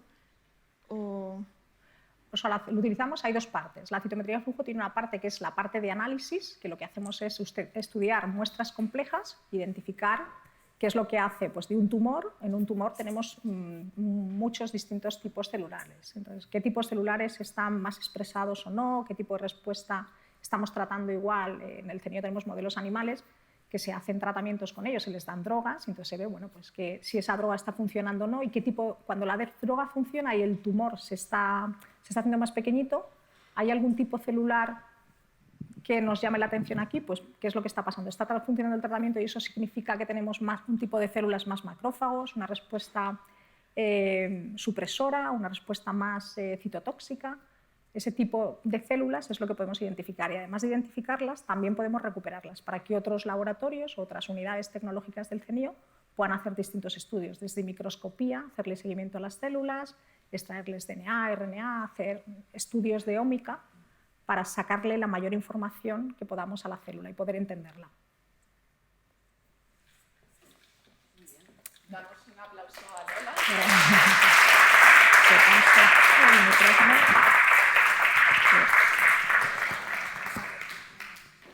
Y ahora nos va a dar también una pequeña visión de lo que hace su departamento. Eva Ortega, también científica del CENIO y miembro de la Oficina de la Mujer. Es la directora del Biobanco del CENIO. Adelante, Eva. Muchas gracias. Bueno, para mí es un placer estar delante de vosotros, porque yo cuando tenía vuestra edad ya más o menos ya sabía lo que quería ser. Lo tenía clarísimo más o menos desde los 5 años. Yo quería ser científica. No sabía muy bien en qué rama, y eso me costó un poquito más, pero sabía lo que me gustaba. Y estaba así como vosotros estáis, muchos de vosotros, con uniforme. Así que me siento feliz de poder compartir con vosotros y, aunque por supuesto no soy astronauta ni lo voy a ser, no sé montar en bici, fijaos, como para ser astronauta. Y tengo un elenco aquí de compañeras bárbaras, me encantaría compartir con vosotros. Esto ha quedado así muy rimbombante, pero yo lo que soy es coleccionista de tejidos. ¿Qué os parece? ¿Qué creéis que hago? Venga, una de vosotros. Tú mismo, venga. Pero eso lo acabo de decir, pero dime para qué. A ver.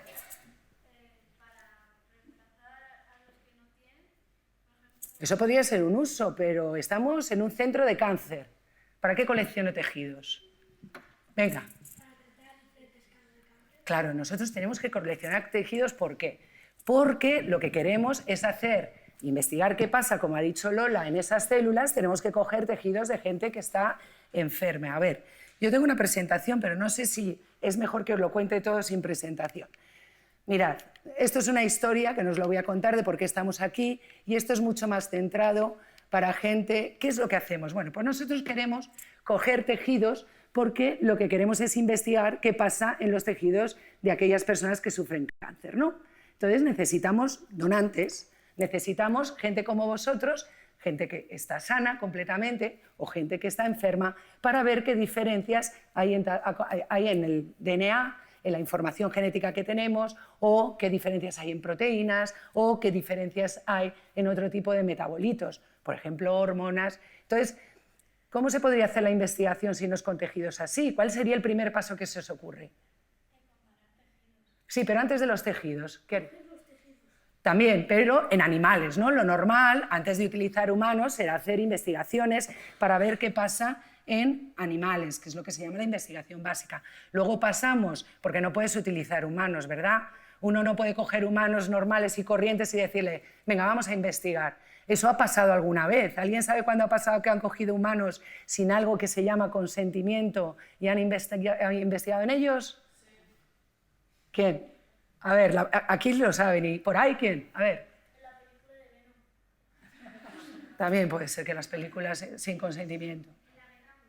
En la Segunda Guerra Mundial, efectivamente, los nazis cogieron a judíos, hicieron investigaciones, sobre todo a nivel de psiquiatría, en enfermos que no habían consentido ser donantes. Y eso es importantísimo. Para que puedan cogernos tejidos, para hacer investigación, necesitamos firmar algo que se llama consentimiento informado, y os tienen que contar para qué sirven. Y vosotros sois todos potenciales héroes también, porque hay, dentro de los cánceres que hemos hablado, cánceres que también afectan a chavales, ¿no? Lo que dicen que se llaman cánceres pediátricos. Entonces, ¿qué necesitamos? Tejidos. ¿Para qué? Para hacer investigación. ¿Para qué? Para que una vez que tengamos esa investigación lo podamos trasladar de nuevo al humano entero, no solo al tejido, y podamos encontrar formas de diagnóstico que llaman de precisión, es decir, más preciso.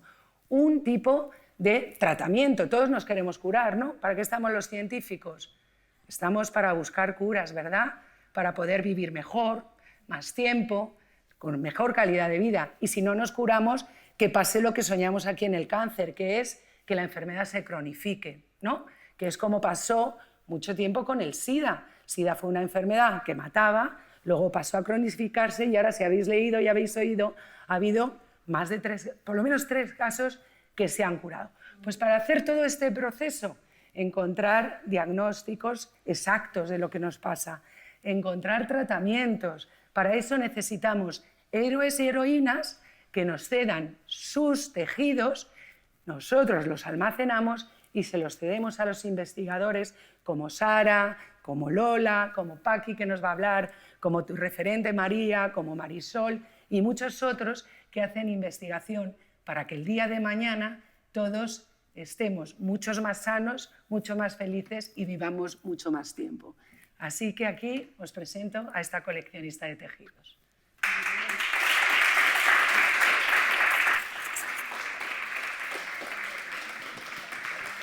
¿Alguna preguntilla? Venga.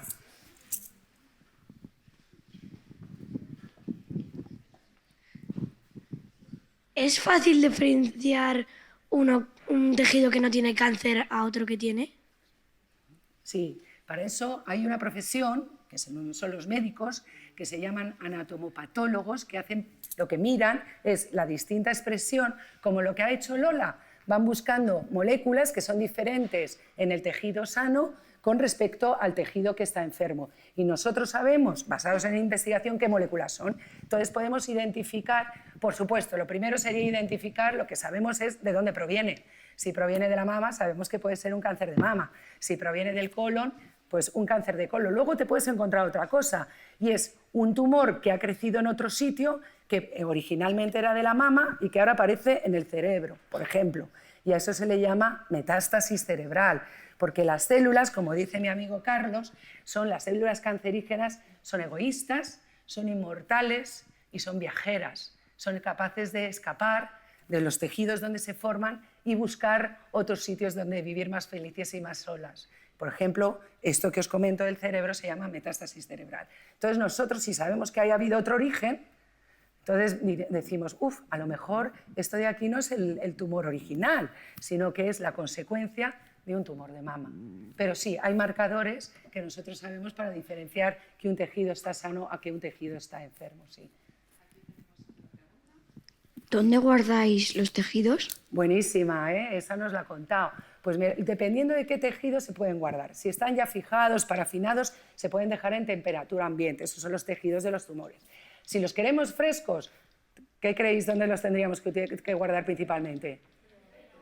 En un congelador, porque la nevera empezarían a degradarse y necesitan unas temperaturas, unas cadenas de frío tremendas y tremendamente controladas para que no pierdan calidad. Y cuando ya queremos que las células se puedan utilizar otra vez para hacer experimentación, entonces las tenemos que meter en algo que se llama nitrógeno líquido. Entonces tenemos un montón de tanques que son nuestras bibliotecas de tejidos. Y ahí, cuando un investigador quiere algo, nos dice, queremos un cáncer de colon de alguien que haya estado tratado con este fármaco. Entonces nosotros buscamos, pero con una cosa importantísima, jamás desvelando de dónde procede la muestra. Si vosotros un día donáis, nadie de la comunidad científica puede saber quiénes sois. Sois donantes, sois héroes, pero sois héroes invisibles, porque si se supiera quién dona la muestra, ha habido casos en los que se puede utilizar en contra del individuo. Entonces nosotros los coleccionistas de muestras lo que hacemos es asegurar que jamás se conoce el origen de la muestra, quién es el donante o la donante. ¿Un cáncer y otro cáncer se pueden combinar en un mismo sitio? ¿Combinar en qué sentido? O sea, en plan, por ejemplo,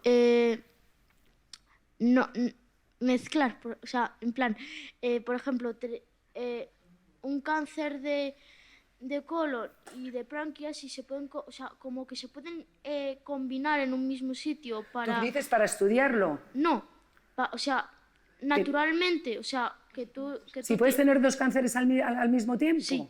Sí, claro que puedes tener dos cánceres primarios al mismo tiempo. No, pero en el mismo sitio. Bueno, no, porque si es de páncreas está en el páncreas, y si es de colon está en el colon, y si es de mama está la mama. ¿Entiendes lo que te digo? Sí. Y si es de mama y luego al final se desarrolla en otro sitio, ya no le llamamos cáncer como si le llamamos metástasis. Aunque es un cáncer. ¿Tenéis todo tipo de tejidos? Esa me ha gustado. A ver, ¿qué te imaginas que podemos coleccionar? A ver si te respondes tú. A ver, tejidos. Venga, piensa. Y yo te digo sí o no. Piel, pero me refiero ¿Sí? de todas las edades. Y de todos los géneros y de todos los números, de todo. Coleccionamos todo. Venga, más. Mira, tenemos uñas, tenemos saliva, tenemos sangre, tenemos heces. Porque ahí ahora es una investigación supermoderna. Estudiar los microorganismos que viven en nuestros intestinos, en nuestra piel, porque nos pueden ayudar a descifrar enfermedades. Tenemos orina, tenemos, a ver qué más os cuento, hay bancos también de esperma, hay bancos de óvulos, todo lo que se pueda guardar de nuestro cuerpo, ahí están, en estas colecciones que nosotros llamamos donde se guardan biobancos, que son bancos donde se guardan vida de alguna manera, ¿no? Biología. Antes has dicho que si se sabe la identificación del donante, se puede usar contra él. ¿Y cómo? Pues mira, un caso que ha sido, os lo voy a contar. Tú imagínate que tú tienes riesgo a sufrir una enfermedad y lo sabe una empresa de seguros y te identifica. ¿Qué pasaría? Que que te subiría la prima o te diría, no, perdone, uy, usted va fatal, ¿para qué le voy a asegurar si voy a perder dinero? Por eso, porque la investigación, lo importante no es tampoco el individuo, para eso te vas al médico y te hace una analítica. Lo importante es tener lo que nosotros llamamos potencia estadística, un número suficiente de individuos, de donantes, de como llaman ahora colaboradores, que es lo que son los donantes, colaboradores en ciencia, que nos den una idea de cómo funciona o cómo actúan o cómo se desarrollan las enfermedades a nivel global. Una persona sola, a no ser que es verdad, hay ciertas patologías, ciertas enfermedades, como las enfermedades raras, que es muy difícil mantener totalmente el anonimato de estos pacientes, porque a veces es 1 entre 3 millones de personas. Y en eso, aún así, lo intentamos, desde luego que jamás se puede identificar qué persona es la que ha donado la muestra. Una última pregunta, muy rápida, si quieres, o me pasáis el micrófono y pasamos a la siguiente. Una pregunta. A ver, le has dicho que no puedes tener 2 cánceres en un mismo sitio, pero, por ejemplo, los pulmones, ¿puedes tener un cáncer de pulmón en cada pulmón? Sí, claro, eso sí, por supuesto, y que puede ser el mismo cáncer, claro que sí. Lo que no puede ser es, quiero decir, en el páncreas lo que puede ser que tengas varios tumores, pero lo llamaríamos cáncer de páncreas con varias localizaciones en el páncreas, como si tienes pues, cáncer de pulmón en ambos pulmones, ¿no? De manera que llaman bilateral, pero sería el mismo cáncer de pulmón, causado por los mismos agentes. Bueno, os he convencido a que soy un poco como Frankenstein, ahí coleccionando, ¿eh? A ver si os animáis y os juntáis a nuestro club de coleccionistas de tejidos.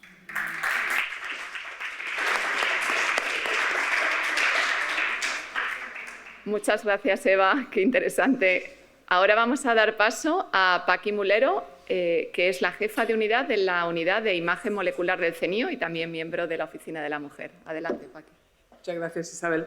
Bueno, yo voy a seguir la analogía de Eva. Ella es coleccionista, yo soy fotógrafo. Entonces, yo estudié medicina. Y a ver si alguien sabe qué parte de la medicina hace fotos. Fotos del cuerpo, lógicamente. A ver. No lo sabes. Bueno, yo te lo digo, porque además mi especialidad no es muy común. Yo soy médico especialista en medicina nuclear. Y utilizo esa especialidad para ver el cuerpo por dentro.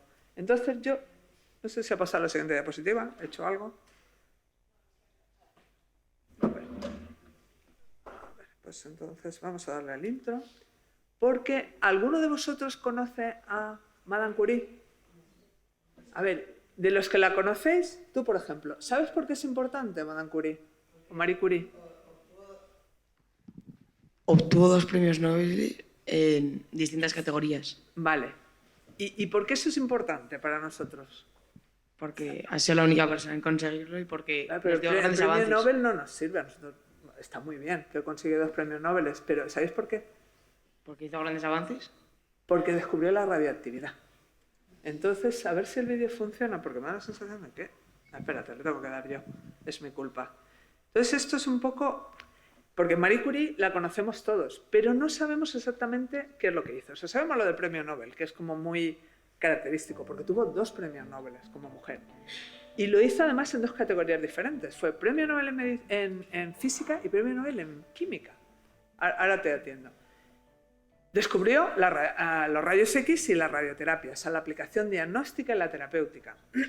Además, a uno de los isótopos radioactivos que descubrió lo llamó polonio, porque ella era polaca. O sea, esto es muy bonito. O sea, uno de los isótopos que utilizamos actualmente tiene el nombre de su país de origen. Ella fue emigrante, fue mujer, trabajó en Francia, o sea, superó un montón de obstáculos. Y es referente por los premios Nobel, por supuesto, pero por el descubrimiento que hizo, que es la radioactividad, que ha ayudado a muchísimas personas. Y entre ellos a mí, porque mi trabajo depende de los descubrimientos de Madame Curie. Nosotros utilizamos para ver el interior del cuerpo técnicas que utilizan la radiación de una forma positiva, porque a lo mejor vosotros oís radiación y siempre pensáis en algo malo, pero la radiación no es mala. La radiación bien utilizada puede salvar vidas y ayuda a mucha gente. Entonces, lo que yo hago en mi trabajo es este tipo de imágenes. Esto es un PET-TAC, un cuerpo completo de un paciente, y vemos el cáncer, lo que estabais comentando ahora, dónde aparece, dónde metastatiza, dónde es el tumor primario, ¿para qué? Para ayudar pues, al cirujano a poder quitar ese tumor o ayudar al oncólogo a dar un tratamiento específico en ese lugar. Aquí, por ejemplo, espera que es complicado. Aquí, orientarme en el play. Y este es otro tipo de imagen. Este, por ejemplo, es un cerebro ahí con un tumor, etcétera, etcétera. Entonces, esto es lo que hago yo, fotos del interior del organismo. Como os ha dicho Eva también, además de hacer fotos de pacientes, estudiamos también en este centro de investigación, hacemos fotos de los ratones. De lo mismo que le está ocurriendo a los pacientes, les hacemos a los ratones. Espérate a ver si avanza ahora. Ay. Un poco manejo. Aquí está. Entonces, esto es la unidad de imagen que tenemos aquí en el Centro Nacional de Investigaciones Oncológicas, donde tenemos este montón de aparatos distintos que nos sirven para ver el interior del cuerpo. Tenemos un PET-TAC, tenemos un TAC, tenemos un ecógrafo, tenemos un densitómetro, tenemos técnicas como las que tienen en los hospitales, pero de pequeñito animal. Y luego además tenemos equipos clínicos, estos son más grandes, donde se utilizan también para ver pacientes. Tenemos un PET-TAC de humanos y una resonancia magnética también de humanos. Esto, por ejemplo, es la misma imagen que os enseñaba del paciente, pero en un ratoncito. Y aquí no me va a poner el vídeo porque no lo encuentras, pero bueno. Este es un ratoncito con esa misma técnica de imagen, en la que nosotros marcamos. Lola marcaba un color para una célula, nosotros marcamos un isótopo radioactivo para un tumor más grande. ¿Qué obtenemos con esto? Un seguimiento de lo que está ocurriendo sin necesidad de sacrificar a ese animal. Lo mismo que ocurre en pacientes. El paciente tiene un cáncer, va al hospital, le hacen una técnica de imagen y lo van viendo a lo largo del tiempo. Entonces es un poco lo que hacemos nosotros aquí. A ver si este sí va. Y esto pues es un vídeo resumen de las instalaciones de aquí, porque no vais a ir a las instalaciones de imagen del CENIO. Pues bueno, esto es un PET-TAC de otro ratón, con tumores, con una extensión, y vais a ver las instalaciones en un vídeo que he hecho porque las instalaciones que nosotros tenemos están metidas dentro de una zona que es de barrera, donde hay que acceder, ves, los técnicos están con gorro, mascarilla, y etcétera, etcétera. Nosotros desde fuera es donde manipulamos las imágenes. Esto todo lo hacemos para poder ver esa evolución de los tumores. Ahora os dejaré hacer preguntas que he visto por ahí, manos levantadas. Además, nos dedicamos los científicos a enseñar nuestra investigación, que es lo que estamos haciendo ahora. Pues yendo a congresos, yo aquí tengo charlas tanto en España, online en la pandemia, en Estados Unidos, en la Universidad de Harvard, en el MIT, en sitios muy internacionales que nos dan la oportunidad, por haber sido científicos, de contar lo que nosotros estamos descubriendo en otros sitios y compararlo con lo que hacen y aprender de lo que hacen. Lo más bonito de la ciencia es estar aprendiendo siempre. O sea, si os gusta aprender, lo vais a pasar muy bien. Y luego, pues, tareas de divulgación como la que estamos haciendo ahora. Además, yo formo parte de la Oficina de la Mujer, y esto os lo digo porque hoy celebramos el Día de la Mujer y la Niña en la Ciencia. Entonces, todas estas labores de divulgación las orientamos también pues, a que las chicas se sigan animando, como hasta ahora, a hacer carreras científicas. Los chicos vienen animados de fábrica muchas veces, vamos a intentar ayudarlas a ellas. Vosotros también nos vais a ayudar a animar a las chicas. Y bueno, pues eso, deciros que es algo muy divertido, que lo pasamos muy bien y realmente pues sois bienvenidos a las carreras científicas, las carreras STEM y ahora mismo a preguntarme lo que queráis, que he visto antes manos. Adelante.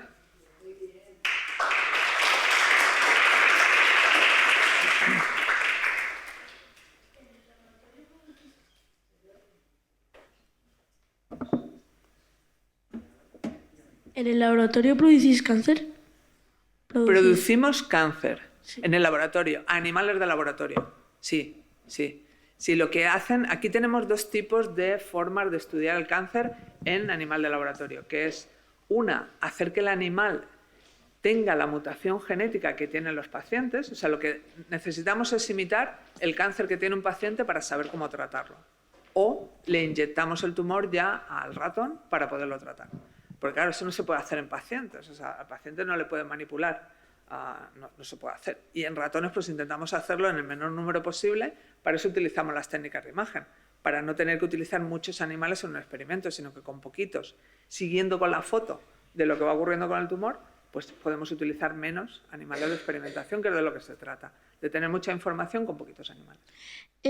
A ver, si tú pones un cáncer en un ratón y otra persona tiene, ¿cómo podéis saber, o sea, si tienen biologías distintas, cómo podéis saber, pues, o sea... Si va a curar lo mismo al ratón que al paciente. Exacto. Vale. Eso es una pregunta muy buena, ¿eh? Eso es una discusión que tienen muchos científicos, que a veces el cáncer se cura en ratones y luego no se cura en humanos.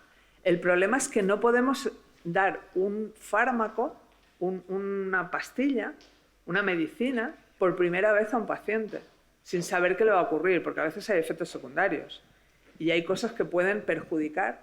O sea, que tú estás curando un cáncer, pero a lo mejor estás perjudicando el riñón. Todo eso tenemos que estudiarlo previamente. O sea, son los estudios de toxicidad, etcétera, etcétera. Y eso lo hacemos en pequeño animal. Si funciona en pequeño animal, tenemos una garantía de que probablemente funcione en pacientes, pero puede ser que ocurra lo que tú dices, que no funciona. Pero ya nos hemos quitado un montón de problemas previos.